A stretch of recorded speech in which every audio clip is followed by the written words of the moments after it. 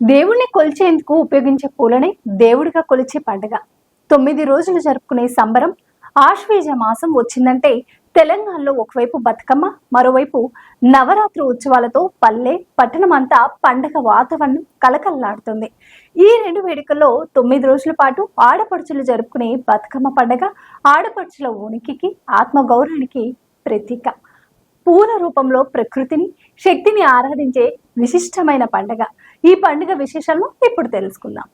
9 రోజులు తీరొక్క పూలతో అందంగా బతుకమ్మను పేర్చి గౌరమ్మను ఉంచి సాయంత్రం కూడలకు చేరుకొని పల్లె పాటలు, జానపద గీతాలు ఆలపిస్తూ ఆడపడుచులు ఆడుకునే ఆట బతుకమ్మ.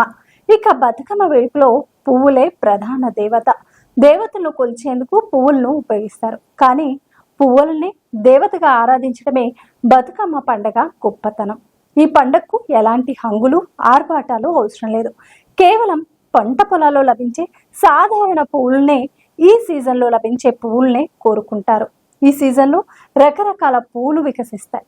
అందులో కొన్ని సువాసనలు కలిగి ఉంటాయి, మరికొన్ని ఔషధ గుణాలు కలిగి ఉంటాయి.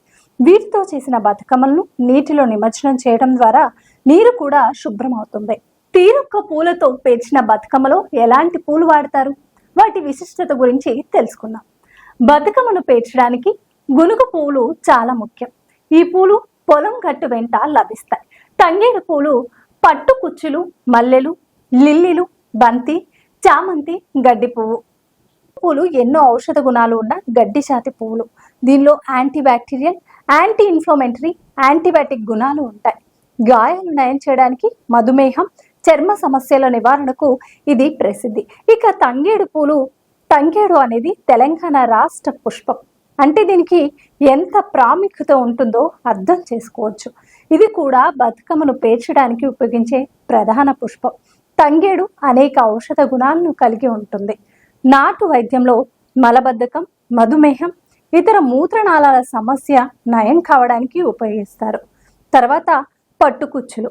ఇటీవల కాలంలో బతుకమ్మ తయారీలో పట్టుకుచ్చులు కీలకంగా మారాయి. మంచి రంగు, ఆకర్షణీయంగా ఉండే పట్టుకుచ్చులతో బతుకమ్మ అందంగా కనిపిస్తుంది. ఇవి కూడా గునుగు జాతికి చెందిన పువ్వులే. వీటిలోనూ anti bacterial, anti inflammatory, antibiotic గుణాలు ఉంటాయి. ఇటీవలి కాలంలో పట్టుకుచ్చులు రైతులకు ఆదాయ మార్గంగా కూడా మారాయి. పూలను సాగు చేసి విక్రయించి ఆదాయం పొందుతున్నారు.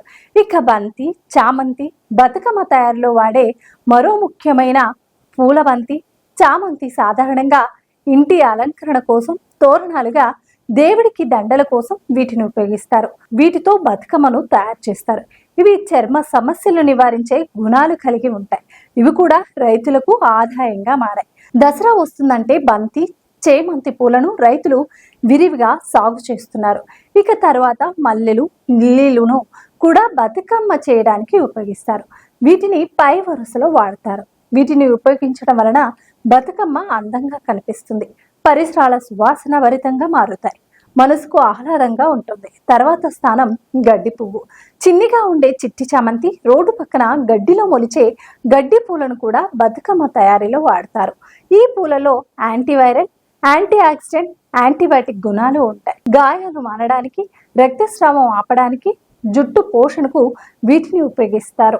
వీటితో పాటు బీరపూలు, దోసపూలు, గుమ్మడి పూలు, వాము పూలు వంటివి కూడా బతుకమ్మ తయారీకి వాడతారు. తామర పూలు, గన్నేరు పూలు, కట్ల పూలు పైన అలంకరణకు ఉపయోగిస్తారు. ఇలా బతుకమ్మను చేసి మాయమ్మ బతుకమ్మ అంటూ తెలంగాణ ప్రజలు భక్తి శ్రద్ధలతో గౌరీ అమ్మవారిని ఆరాధిస్తారు. మీ అందరికీ బతుకమ్మ సంబరాలు శుభాకాంక్షలు తెలుపుతుంది మీ PM7 భక్తి channel. Please subscribe Pragna Media. Please like, share, subscribe to Pragna Media. Pragna Media, please do like, share and subscribe. Please subscribe to Pragna Media. Please like, share and comment if you like the video. Pragna Media.